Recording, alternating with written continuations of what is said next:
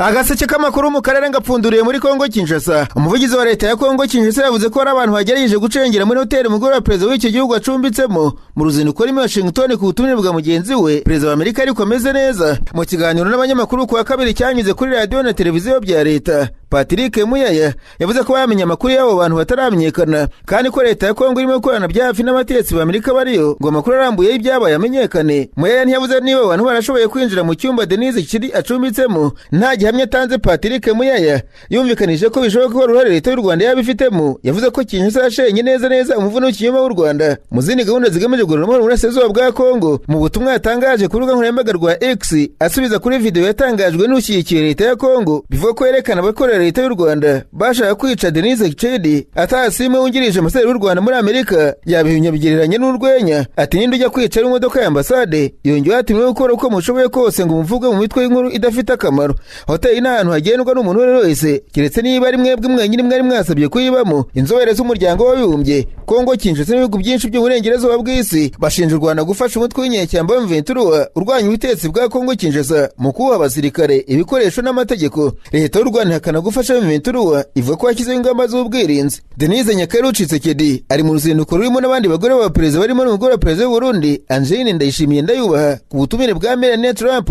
Icyakora ambasade y'u Rwanda muri Leta z'Ubumwe za Amerika yatangaje ko ari ushinzwe umutekano ushinzwe kurinda umwe mu banyacyubahiro b'u Rwanda uri muri Amerika wasagariwe n'abashinzwe gucunga umutekano w'umugore wa perezida wa Kongo Kinshasa Félix Antoine Tshisekedi. Nyuma yo guhurira muri hoteli z'i Washington, iyi ambasade y'u Rwanda yemeje aya makuru mu butumwa yanditse ku rubuga rwa X.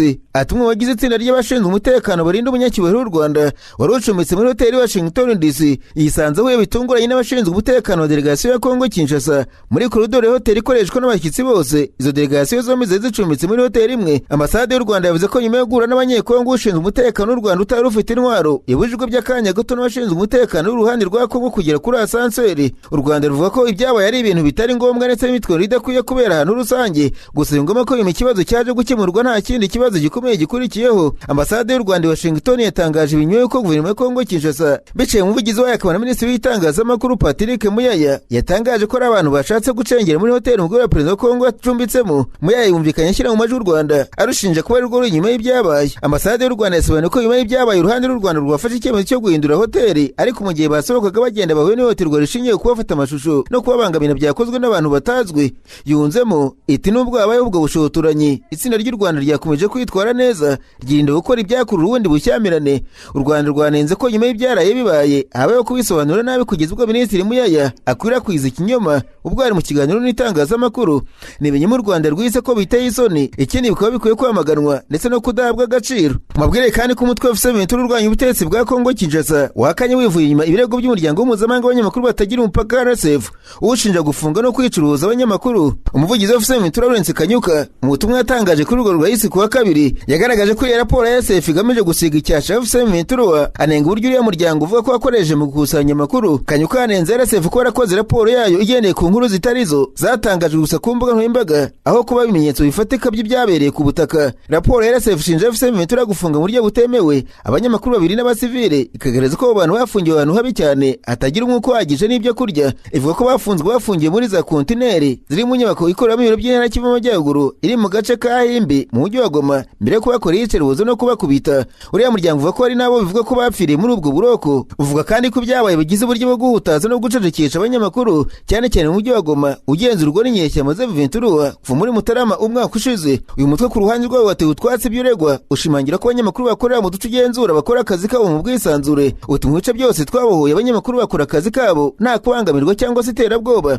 Wunzemo ko abanyamakuru imbere mu gihugu n'abo mu mahanga basura kenshi ibyo bice kandi bagakora akazi kabo nta nkomyi. M23 bagaragaje ko ubutegetsi bwa Kinshasa aribwo bukora abanyamakuru ihohoterwa ririmo kubica, kubafunga mu buryo butemewe ndetse no kubacecekesha. Yunzemo ko inzego zigenzura itangazamakuru Kinshasa zashyizemo amategeko akomeye abuza itangazamakuru gutangaza amakuru ku ntambara iri kuba. Hanyuma mu ijoro ryo ku itariki ya 23 Werurwe biravuga ko ingabo z'ihoro ry'ubutegetsi bwa Kinshasa harimo Wazalendo zagabye igitero nkana ku baturage muri teritwari ya Karehe. Itangazo ryashyizwe ahagaragara M23 rivuga ko mu mudugudu wa Cumuyaga abantu 5 bicwe bunyamaswa undi arakomereka bikabije mu gihe amatungo y'abaturage yasabuwe mu buryo bwateguwe. Naho naho mu mudugudu wa Bibatama abaturage 6 barapfuye, umuntu umwe arakomereka bikabije. Ibi bitero by'ubugizi bwa nabi byibasiye abasivile byongeye kwerekana iterabwoba n'ubunyamaswa bikorerwa abaturage. AFC Ventura yongeye gushimangira ubushake bwayo bwo kurinda no kurengera abaturage ndetse n'ibyabo. Ubwo kandi amakuru aturuka mu gihugu cy'u Burundi aravuga ko mu ishyamba rya Kibere muri komine Bukinanyana mu ntara ya Bujumbura hari kubera imyitozo ya gisirikare ikomeye iri guhabwa imbonerakure zari zarojwe kurwana muri Kongo Kinshasa n'abarwanyi bavuga ikinyarwanda. Ni imyitozo imaze ibyumweru birenga 3.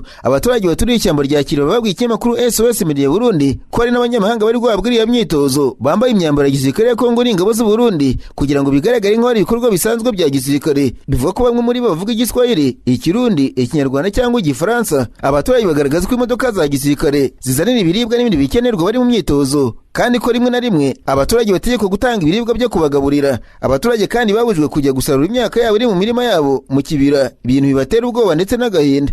Umwe mu baturage yaravuze ati nitukira mu mirima yacu mbere y'uko ibi bikorwa bitangira. Batubwiye ko hazaba imyitozo kandi ko tutagomba kugira ubwoba, ariko ubwoba burahari kuko ntidushobora gutuza mu gihe dura twumva amasasu. Twabaye nk'ababyihanganira ko n'ayandi mahitamo dufite. Amakuru agaragaza ko abasirikare b'u Burundi aribo batanga iyo myitozo babifashijwemo n'abatoza b'abanyamahanga barimo ndetse n'abazungu. Nararanganisha amaso ibinyamakuru byandikirwa muri Uganda. Abanyamakuru bakiza amakaramu ku mpapuro barandika banatse ko umunyapolitiki wahataniye gutegeka Uganda uri muri Amerika cyagwa n'isenta muri Batarias Bobi Wine yareye ko nta biganiro bikenewe ngo garuke mu gihugu azaza nk'umuturage usanzwe wese ugomba kurindwa n'ubutegetsi. Mu kiganiro na televiziyo France 24 bwana Bobi Wine yavuze ko afite impungenge z'umutekano kuko Uganda ari igihugu kizwiho kugenda ku batavuga n'ubutegetsi bakagirirwa nabi byanaba ngombwa bakicwa. Ati nanjye mfite impungenge z'umutekano wanjye kuko nzi ko bangendaho nkanagiye hose.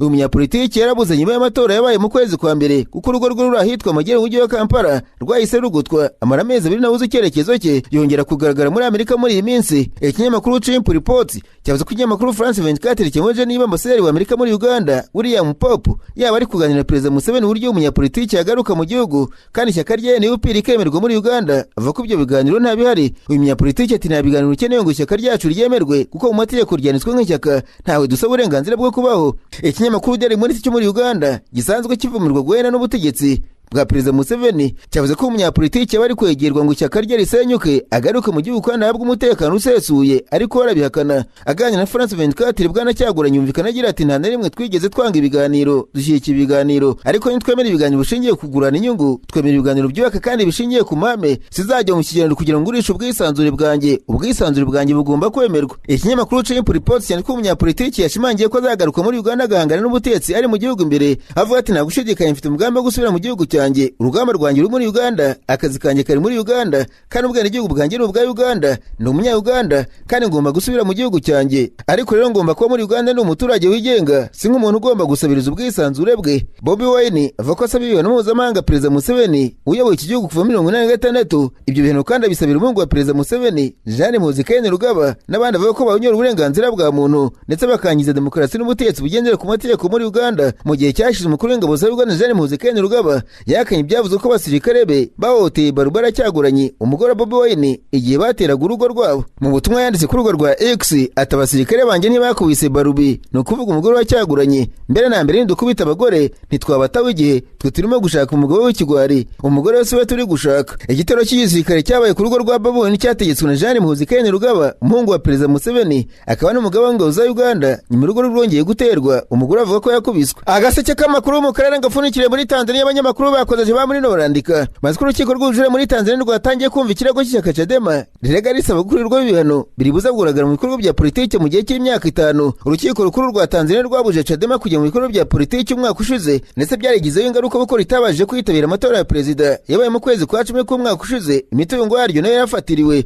Ikinyamakuru The Chance cyavuze ko abanyamategeko b'ishyaka bavuga ko umwanzuro uhabanye cyane n'ibiteganwa n'itegeko nshinga rya Tanzania riha uburenganzira amashyaka gukora yisanzuye mu gihugu. Naho Perezida William Ruto wa Kenya ku wa kabiri yaburiwe uwahoze ari umunyamabanga wa leta Minisitiri w'Ububanyi n'Amahanga bwana Rafael Tuju uri mu bibazo kuri ubu amusaba ko yitandukanye nabo yise inshuti mbi zimushuka mu buryo ko ari abantu bari gukoresha ibibazo afite kugira ngo bungukire muri politiki. Ikinyamakuru Daily Nation cyavuze ko ubwo ari mu ntara ya Perezida Ruto yagarutse kuri bwana Rafael Tuju wishimuse kubera amadeni afitiye amabanki aho bonekeye agatabwa muri yombi. Perezida Ruto ateje ubundi bagiye kubeshya Tuju, bagiye kumuhangayikisha baramubwira ngo najye kwihisha mu cyumba cye azavuge ko yashimuswe. Ashimangira agira ati Tuju akeneye inshuti z'inyangamugayo. Yarakomeje yakomeje ati Tuju akeneye inama nziza kandi z'ukuri, agomba gufashwa, ntabwo akeneye abantu bungukira mu bibazo by'abandi abashaka kwamamara banyuze mu bibazo by'umunyakenya mugenzi wabo. Perezida William Ruto avuga ko abantu bo mu ishyaka Jubilee aribo bashukuye umunyapolitiki mugenzi wabo. Ruto yongeraho ko mu gihe Tuju yagirwa inama nziza byamufasha kurinda imitungo ye. Ati turashaka ko Tuju ahabwa inama kugira ngo afashwe imitungo ye irindwe kandi abashe gukomeza ubuzima bwe, ariko ntakeneye ubashukanyi. Abo bagizi ba nabi bahungabanya umuntu kugeza aho bashyizemo izina rya Uhuru Kenyatta bakarikurira mu byabo byanduye. Yakomeje yibaza ati abo n'abakamaro cyangwa sibo, n'abakamaro cyangwa sibo, bagende cyangwa se ntibagende. Ati bagende burundu sibyo. Kuri ubu Tuju ari kuvirirwa mu bitaro bya Kareni nyuma yo kugira ibibazo by'ubuzima byakurikiye ifatwa rye ritunguranye kuwa mbere. Ubihoza ari umunyamabanga wa leta minisiteri y'ububanyi n'amahanga yari yongeye kugaragara nyuma y'uko byavugwa ko yeyishe kubera ubwoba ko hari abantu atazi bari basigaye bakurikirana imodoka ye. Perezida wa Kenya yibaza ukuntu abantu batabasha kurinda umutungo wabo birirwa bashaka kuba perezida w'igihugu gategeka igihugu cya Kenya, agasanga abanyakenya muri kino gihe bakwiye gukanguka uko byagenda kose. Muri Afurika babwire ko Namibia yanze ubusabe bwa Starlink ifitwe na Elon Musk bwo gutanga uruhushya rwo gutanga serivisi za interinete zikoresha icyogajuru muri icyo gihugu. Ibi bikaba byaratumye kompanyi isubira inyuma mu majyepfo ya Afurika. Ikigo gishinzwe kugenzura itumanaho muri Namibia cyatangaje icyemezo kitavuze impamvu zacyo zo kwanga, ariko cyavuze ko ishami rya Starlink ryo muri Namibia ridafite uburenganzira bwo gukorera mu gihugu. Starlink ntabwo iragira ikivuga kuri icyo cyemezo. Icyo kigo gikorera mu bihugu bigera kuri 25 bya Afurika, ariko yahuye n'ibibazo by'amategeko ku bindi bihugu harimo na Afurika y'Epfo, aho amategeko agenga uburenganzira bw'abayifite yayibujije kwinjira muri icyo gihugu. Amategeko ya Namibia asaba ko nibura 51% by'imigabane mu kigo icyo ari cyo cyose cy'itumanaho iguma kuri abaturage cyangwa se ibigo by'ibanze. Namibia yakoronijwe n'Ubudage kandi yari munsi y'ubutegetsi bw'abazungu muri Afurika y'Epfo kugeza ubwo abonye ubwigenge muri 90. Mu makuru mpuzamahanga ubwire ko nubwo hari ukudahuza hagati y'Amerika yifuza n'ibikorwa bya Israeli, Minisitiri w'Intebe wa Israeli Benjamin Netanyahu wabivuga mu buryo bweruye ko Israeli izakomeza ubwo bitero kuri Irani n'umutwe wa Hezbollah ufatanije nayo mu majyepfo ya Libani. Mu majoro magufi afite amasegonda 36 Netanyahu yavuze ati tuzarinda inyungu zacu z'ingenzi uko byagenda kose. Yagaragaje ko adateganya guhindura icyerekezo. Irani nayo iracyafite ubushobozi bwo kwihorera, ariko imwe muri Misiri iherutse kurasa yashenye bikomeye agace gatuwemo n'abantu i Tel Aviv. Abayobozi bavuze ko iyo Misiri yarimo ibisasu bifite uburemere bw'ibiro 100. Hafi aho ngaho hari ikibaho cyamamaza cyangwa se billboard kigaragaza Donald Trump ahagaze imbere y'ibendera rya Leta Zunze Ubumwe za Amerika, hariho amagambo agira ati soza akazi nyakubahwa perezida, bijyanye n'intambara ikomeje hagati ya Amerika na Irani. Ibi byose birerekana ko Israel itaragira gahunda yo guhagarika imirwano mu gihe ibintu bikomeje gufata intera muri kino gihe. Itangazamakuru ryo muri Irani ritangaza ko Mohammed Bazel Zurgari yarahiye kuba umunyamabanga w'inama y'igihugu ishinzwe umutekano nk'uko bitangazwa n'umukozi mu biro bya perezida wa Irani. Iri tegeko rikurikiraho turwa ry'uwari umuyobozi mukuru w'umutekano Ayla Rijani ryabaye tariki ya 17 Werurwe. Zurgari yewe mu myanya myinshi mu rwego rwo hejuru irimo n'umuyobozi wungirije wa IRGC, Minisitiri wungirije w'umutekano imbere mu gihugu, umuyobozi wungirije w'ubucamanza n'umunyamabanga w'inama ikomeye. Hanyuma ariko kandi ngo niba igiciro cy'ibiva kuri peteroli kigeze ku madolari 50 ku kagunguru kamwe bizatera ihungabana ry'ubukungu ku isi, nk'uko umukuru w'ikigo gikomeye cy'imari cyo muri Amerika cyitwa BlackRock yabwiye ikinyamakuru BBC. Larry Fink uyobora iki kigo kinini ku isi gicunga imari ishorwa cyangwa se asset yavuze ko niba Iran ikomeje guteza inkeke kandi ibiciro by'ibiva kuri peteroli bikaguma biri hejuru bizagira ingaruka zikomeye cyane ku bukungu bw'isi. Mu kiganiro kirambuye yagiranye na BBC yonyine yanahakanye ko ariho kwiyongera kwihuse no kabiriza ishoramari mu ikoranabuhanga ry'ubwenge buhangano cyangwa se AI bubble, nubwo yavuze ko ikoranabuhanga ari cyo rituma abantu benshi cyane bahitamo kujya muri za kaminuza aho gukora amahugurwa y'imyuga n'ubumenyi ngiro. Ikigo BlackRock ni gihanganye mu by'imari kikaba gicunga umutungo ufite agaciro ka tirade 14 z'amadolari y'Amerika kandi kimwe mu bashoramari bakomeye mu sosiyete menshi manini ku isi. Ingano y'iki kigo n'uburyo gikwirakwiriye ku isi. Biha Fink uri mu bantu 8 bashinze iki kigo cyatangiye muri 2008 ubushobozi bwihariye bwo gusobanukirwa uko ubukungu bw'isi buhagaze. Intambara iri mu burengerazuba bwo hagati yatumyeho ihindagurika rikomeye ku masoko y'imari, aho abantu bagerageza kumenya uko bizagendekera ibiciro by'ingufu. Kuri Fink biracyari kare cyane kumenya neza ingano n'ingaruka z'iyo ntambara, ariko yemera ko hazabaho kimwe muri ibyo bintu bitandukanye cyane. Muri kimwe niba intambara irangiye kandi Iran kongera kwemerwa n'amahanga, igiciro kiva kuri peteroli gishobora kongera kugabanuka kikagera munsi yaho cyari kiri imbere y'intambara. Ariko niba atari uko bimeze, avuga ko hashobora kubaho imyaka myinshi igiciro kiri hejuru y'amadolari 100 cyegera cyane 50 kuva kuri peteroli, kikagira ingaruka zikomeye mu bukungu, bikaba byanateza ihungabana rishobora kuba rikomeye cyane ry'ubukungu. Bamwe mu basesenguzi bavuze ko ari ibimenyetso bisa n'ibyabaye imbere y'ihungabana ry'ubukungu ryo 2007 kugeza 2008 bigaragara ku masoko y'imari muri iki gihe. Hanyuma ariko kandi ishami rya BBC ritangaza amakuru mu gipolisi yavuganye n'abanya-Iran ku makuru avuguruzanya ajyanye n'ibiganiro hagati ya Iran na Amerika. Benshi muri bagaragaje ko batizera ayo makuru. Umugabo umwe mu mujyi wa Karachi, umujyi uri hafi y'umurwa mukuru Tehran, ati sintekereza ko bazagirana ibiganiro. Nubwo intambara yahagarara izongera itangire mu gihe runaka. Yongereho ko Repubulika ya Kisilamu uri umwanya neza cyane. Umugore w'i Tehran nawe niko bibona, ati Trump arimo kureba uko abona igihe cyo kugira ngo intambara ishyire ku rundi rwego. Sintekereza ko azagira amasezerano nabo. Umugore mu kiro cy'imyaka 20 avuga ko icyo ashaka gusa ari uguhumbya akongera kubumbura amaso asanga ibi byose byarangiye. Ati sinzi uko numva ameze. ati sinshaka no gutekereza ku bizakurikiraho. Muri rusange abanya-Irani ari ntibashobora gukina n'abari hanze y'iki gihugu kubera ko ubutetsi bwahagaritse umuyoboro wa internet. Nyuma ariko kandi umuvugizi wa Katamu Ambia muri Irani, ikigo nyamukuru gishinzwe ubuyobozi bukuru bw'ingabo za Irani, atavuze izina rya Amerika cyangwa rya Trump, yavuze kujya yanganya icyita umuyobozi w'isi, ati mukwiye kwita gutsindwa kwanya amasezerano. Mu butumwa bw'amashusho bwasohowe n'ibitangazamakuru bya Irani uyu munsi, Ebrahim Zofagari ati si urugero rw'amakimbirane mwifitemo rwagezeho mwiganiriza mwebwe ubwanyu, ntimuzongera kubona ishoramari ryanyu muri aka karere cyangwa se ibiciro bisanzwe by'ingufu biva kuri peteroli kugeza igihe muzamenya ko umutekano muri kano karere ushingiye ku mbaraga zikomeye z'ukuboko kw'ingabo zacu. Umutekano uboneka binyuze mu mbaraga. Zofagari yongeye ko umuntu nkatwe nta gihe na kimwe azigera yemera kumvikana n'umuntu nkamwe, sinone kandi ntibizigera bibaho.